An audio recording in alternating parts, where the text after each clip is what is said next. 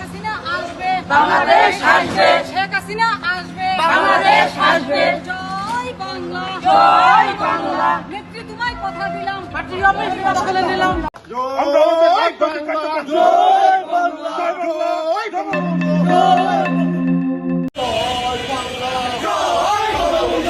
শেখ হাসিনা দেশে ফিরে আসছে দাবি আওয়ামী লীগ কর্মীদের।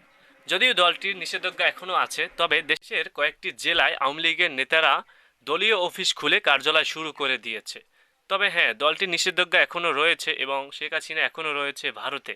চলুন সেই সম্পর্কে জেনে আসি দলটি কি বলে।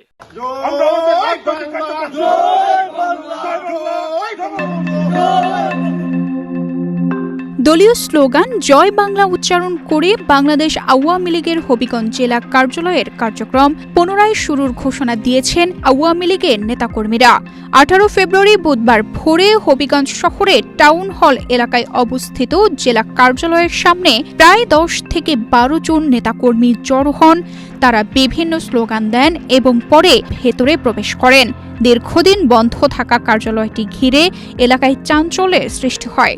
বঙ্গবন্ধু কন্যা জননেত্রী শেখ হাসিনার নির্দেশে হবিগঞ্জ জেলা আওয়ামী লীগের সংগ্রামী সভাপতি অ্যাডভোকেট আবু জাহির মহোদয়ের নির্দেশে আজকে থেকে হবিগঞ্জ জেলা আওয়ামী লীগের কার্যালয় উন্মুক্ত করা হলো।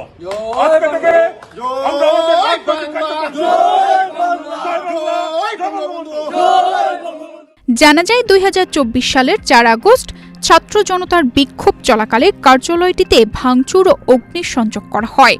পরদিন 5 আগস্ট আওয়ামী লীগের পতনের পর থেকে ভবনটি পরিত্যক্ত অবস্থায় পড়েছিল। নেতাকর্মীরা আত্মগোপনে থাকায় দীর্ঘ সময় ধরে সেখানে কোনো দলীয় কার্যক্রম পরিচালিত হয়নি। ত্রয়োদশ জাতীয় সংসদ নির্বাচনে বাংলাদেশ জাতীয়তাবাদী দল বিএনপি সরকার গঠনের পর এই প্রথমবারের মতো জেলা কার্যালয়ে আনুষ্ঠানিকভাবে কার্যক্রম শুরুর ঘোষণা দেওয়া হলো। এ বিষয়ে হবিগঞ্জ সদর থানার ভারপ্রাপ্ত কর্মকর্তা দেলোয়ার হোসেনের সঙ্গে যোগাযোগ করা হলে তিনি জানান বিষয়টি তার জানা নেই। নির্বাচন পরবর্তী নতুন সরকারের শপথ গ্রহণের পরদিনই দেশের রাজনৈতিক অঙ্গনে নতুন উত্তাপ শুরু হয়েছে। প্রায় 1.5 বছর তালাবদ্ধ থাকার পর দেশের বিভিন্ন জেলা ও উপজেলায় আওয়ামী লীগের দলীয় কার্যালয়গুলো একযোগে পুনরায় খোলার চেষ্টা চলছে। বরিশাল থেকে বগুড়া কিংবা নোয়াখালী থেকে ফেনী, প্রায় সব জায়গাতেই একই চিত্র লক্ষ্য করা যাচ্ছে।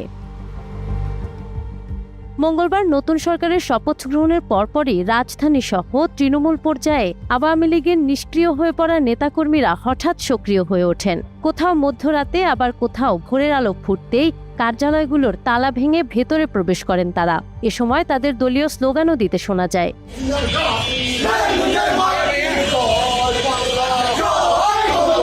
সর্বশেষ জানা গেছে, নোয়াখালীর জেলা আওয়ামী লীগ কার্যালয়ের প্রধান ফটকের তালা ভেঙে ভেতরে প্রবেশ করেন কিছু নেতাকর্মী। সেখানে তারা নতুন দলীয় ব্যানার টাঙিয়ে দেন এবং স্লোগান দেন। তবে খবর পেয়ে প্রশাসন দ্রুত সেখানে পৌঁছে ব্যানারটি সরিয়ে নেয়। প্রায় একই খবর পাওয়া গেছে ফেনী থেকেও, যেখানে রাজনৈতিক পট পরিবর্তনের পর এই প্রথম দলীয় কার্যালয়ের সামনে কর্মীদের জটলা দেখা গেছে। এছাড়াও বগুড়া, নওগাঁ এবং চাঁপাইনবাবগঞ্জেও আওয়ামী লীগের কার্যালয়গুলো সচল করার চেষ্টা চলছে। রংপুরের পীরগঞ্জ এবং বগুড়ায় বিক্ষিপ্তভাবে দলটির কার্যালয়ের সামনে ব্যানার টাঙানোর খবর পাওয়া গেছে। অন্যদিকে দক্ষিণাঞ্চলের বরিশাল, পটুয়াখালী, চট্টগ্রাম এবং ফরিদপুরের কয়েকটি জায়গায় একই ধরনের তৎপরতা দেখা গেছে।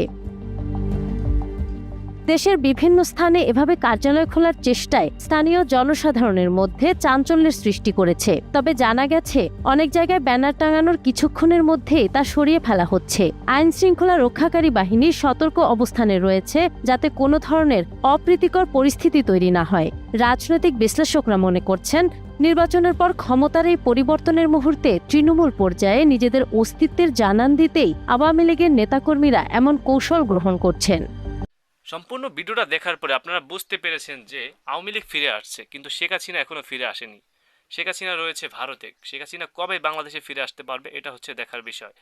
তো সবাই ভালো থাকবেন, সুস্থ থাকবেন। আল্লাহ হাফেজ।